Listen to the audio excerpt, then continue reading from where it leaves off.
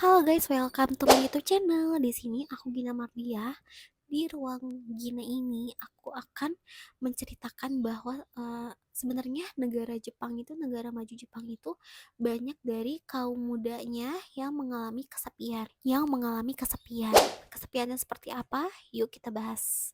Tetap di ruang Gina.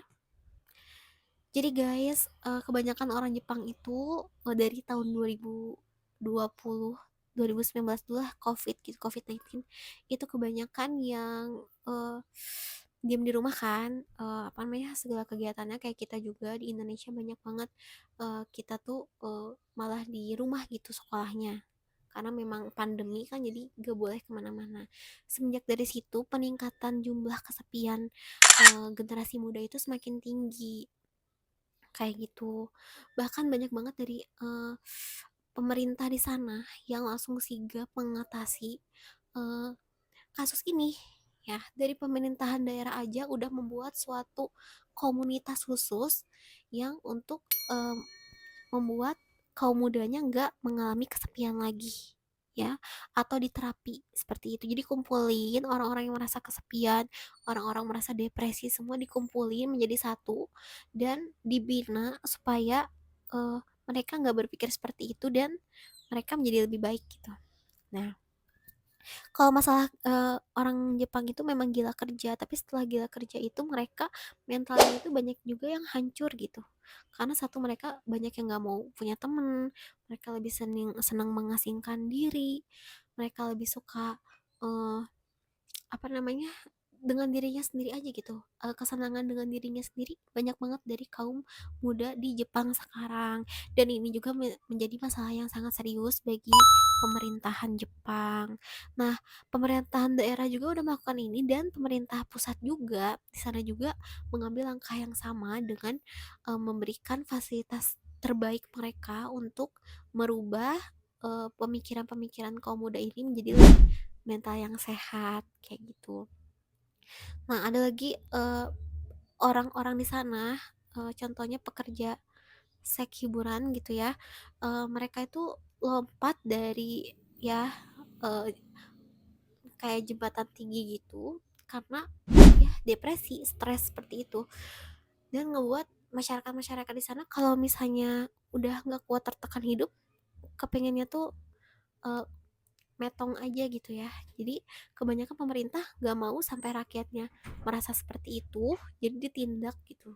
Jadi kalau misalnya udah ada rakyat yang seperti itu, dikumpulin, diberi pembinaan yang khusus berkala gitu, setiap minggunya dikasih, dan banyak juga dari orang-orang yang udah mengikuti fasilitas ini tuh sembuh, benar-benar sembuh, dan mereka bisa menjalani aktivitas dengan lebih sehat lagi, lebih bahagia lagi gitu.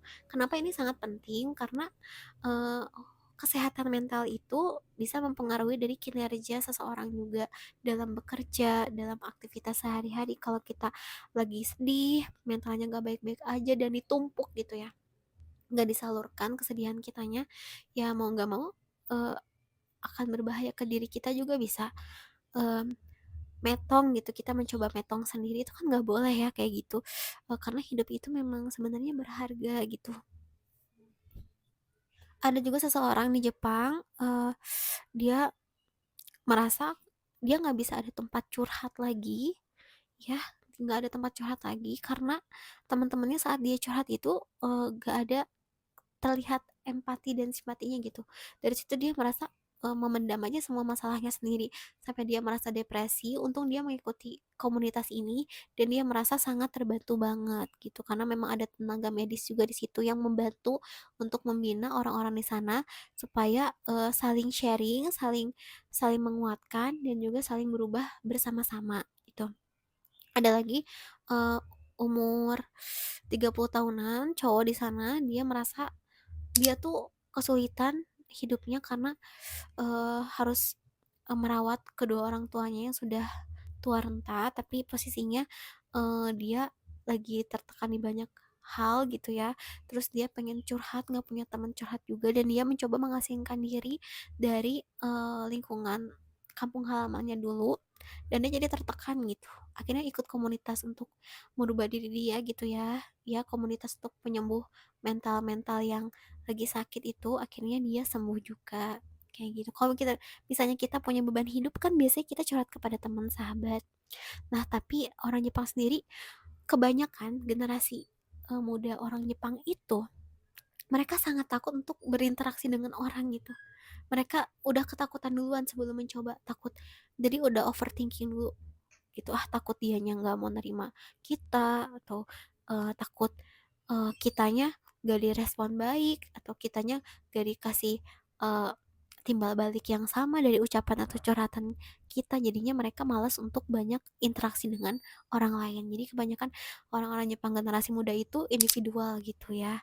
Nah, karena individual ini yang terus-terusan, maka mereka, karena habitat manusia itu sebenarnya kan bersosial gitu, jatuhnya tertekan gitu karena punya masalah, terus nggak bisa lampiasinnya kemana, hidupnya lagi berat, akhirnya banyak yang depresinya udah depresi akut. Nah, ini yang masalah serius bagi pemerintah.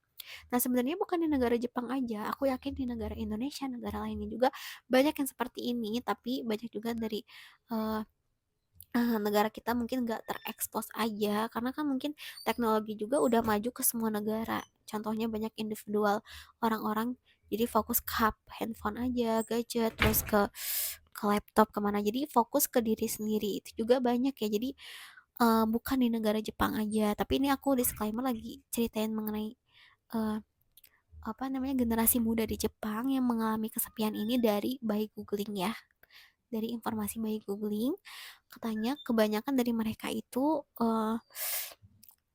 udah banyak yang sembuh, bahkan disarankan bagi pemerintah di sana untuk menempatkan diri atau berpindah tempat ke perkampungan, agar kalau wilayah kampung makan, menurut orang Jepang gitu ya, menurut pemerintahannya, kalau misalnya untuk pemulihan mental itu bagus banget, karena selain lingkungan alamnya yang mendukung, terus di sana pasti lebih bertetangga lebih bagus gitu, terus bersosial juga lebih bagus. Ada salah satu keluarga di Jepang, dia seorang ayah, dan dia juga mengalami depresi akut, dan dia mengikuti metode dari pemerintah ini yang mencoba pindah ke kampungnya sendiri sebelum dia pindah ke ibu kota. Dia balik lagi ke kampungnya bersama anak dan istrinya, dan dia merasa di sana lebih bahagia, lebih senang, karena merasa dibutuhkan, dianggap keberadaannya oleh tetangga-tetangganya di sana, dan lebih peduli kepada anaknya yang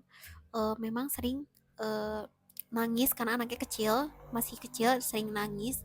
Banyak yang peduli dan perhatian kepada anak-anaknya, dan dia merasa hidupnya lebih berwarna karena setelah pindah ke kampung halamannya dulu, kayak gitu. Jadi tetap aja, biar ini disclaimer buat kita, biarpun teknologi udah semakin maju, kita tetap butuh bersosialisasi dengan orang lain, kita tetap butuh sharing dengan orang lain, kita tetap butuh berteman, bersosial, itu tetap penting untuk membina hubungan yang sehat di diri kita juga gitu ya. Jadi saat kita mau ada tempat curhat, kita punya gitu. Tapi memang kebanyakan kaum kaum muda sekarang kalau udah nggak percaya sama orang, udah trauma aja kayak gitu. Sebenarnya jangan juga, kita harus lawan rasa trauma kepada kekecewaan kepada teman kita. Kita pernah kecewa dengan orang lain, kita pernah sakit hati dengan orang lain, gak usah ada trauma, tapi kita mencari orang yang tepat aja. Contoh, gak semua teman itu bisa diajak curhat. Oke, kita cari satu aja sahabat, punya satu aja sahabat yang bener-bener care sama kita, peduli sama kita, dan mau menerima kekurangan kita dan kelebihan kita, kayak gitu. Mungkin gak di Jepang aja, di mana-mana juga sepertinya ada.